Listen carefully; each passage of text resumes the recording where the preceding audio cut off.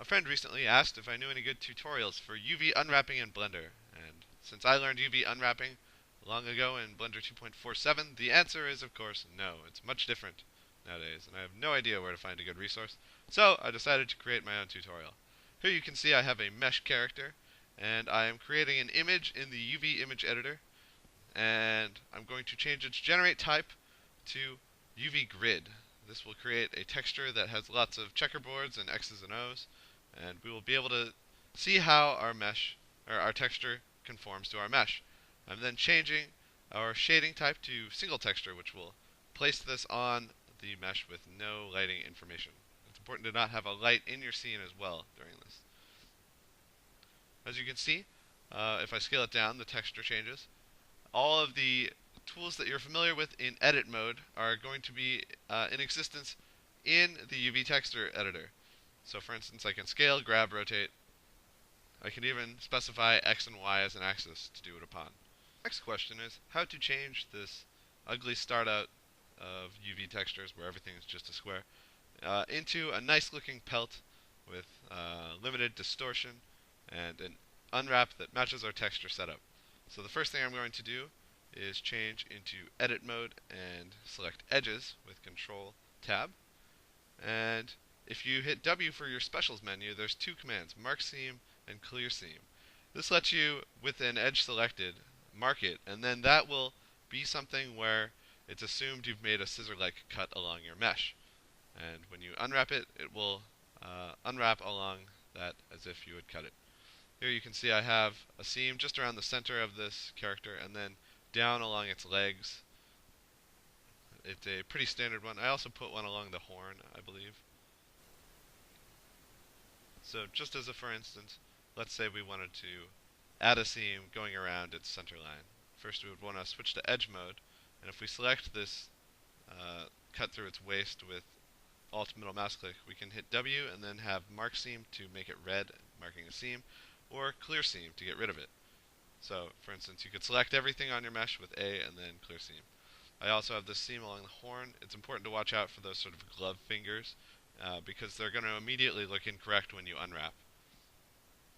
So once we have our seams that we like, you can hit U for the UV unwrap menu. First let's try unwrap. A closer look at this lets you see that it followed along this the seams that we specified. Where the horn was marked, it unwrapped that, and along the legs as well, it avoided pinching that. Another option is Smart UV Project, which will basically just try and lay everything out flat really quickly. If you're working with a big scene and you're just trying to add some greeble detail, this is a really good one. You can change certain parameters to make the size of it bigger or how close together they are. Probably my favorite unwrap technique is actually the project from view one. First off though, you can also use cylinder or cube or sphere if you have an object that's very close in size to that. It'll do a best case scenario attempt at it. So for instance, if we select the cylinder around the leg, we can get a pretty decent cylinder projection. And along the side panel you can see the parameters that happen when you unwrap that, so you can change those afterwards. However, project from view is very handy for something like this. For instance, let's say you were modeling this based off of a specific antelope or gazelle photo, and you select all your quads and project from view. You could probably get a very quick attempt at texturing just by putting that texture or that photo that you modeled off of. So project from view, just bang, instant side profile. This is also a very good way to get a start if UV image production isn't working for you. You could start from the side view, pin the center ones, and then re-unwrap the outside ones. Reset just sets it right back. And that is the basis for just getting your first attempt at an unwrap out. We're going to be using the first one though and modifying this so it fits in the texture. Eventually this mesh is not going to have a mirror modifier. It's going to have a mesh on both the left and right so that we can have a normal map. So I'm going to try and fit this all onto the right side of the texture. Again, all the stuff that you're used to in edit mode works here. So for instance, you can hit O to turn on proportional edit fall off, and then start to move this around so that it fits into the texture space a little better. There's always a trade-off when you're unwrapping between how much distortion do you want versus how much of the texture space do you want to utilize. Oftentimes, utilizing the whole thing means that you have a really distorted mesh, and it wasn't worth the trade-off. It would have been better off just having fewer pixels. You can switch between components and select edge rings and edge loops very similarly.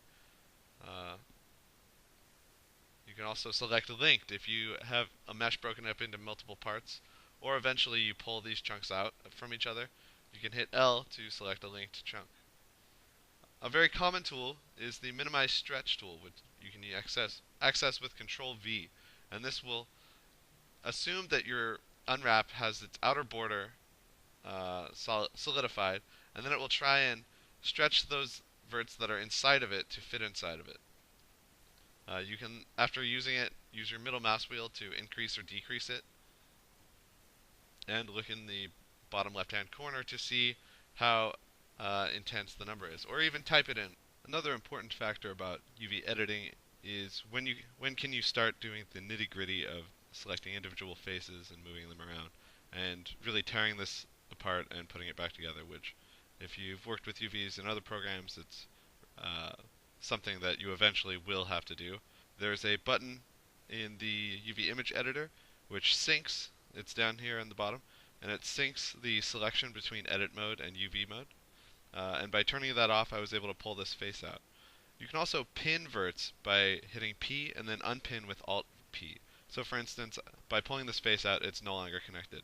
And then I can pin all these other faces. Oops, see, I'm switching between sync and no sync. And by pinning these other verts, these will not move when I unwrap in the future. They will, however, move when you minimize stretch. So if I select this whole mesh except for that one outlier face that's causing me problems, I can pin the whole thing. Then, when I unwrap again, this other face is going to snap right back in. Pin with P. In edit mode, to unwrap, it's the E key rather than the U key. But there it goes. It snaps right to where the pinned verts are, and the pinned verts don't move because they're trapped where they are. One last set of tools I'd like to highlight, which is just the fact that you can use snap tools and the cursor just like you could in the 3D view. Here you can see that the cursor starts in the lower left-hand pixel, and I can snap selected to cursor. You can also from here type in G for grab, x-axis, and then type in 1 pixel to move it one single pixel. This is very handy if you're ever trying to work within a set of grid space, or possibly just create a border to make sure that your texture isn't going to bleed into other faces on the mesh. And that's basically UV editing in a nutshell. Thanks.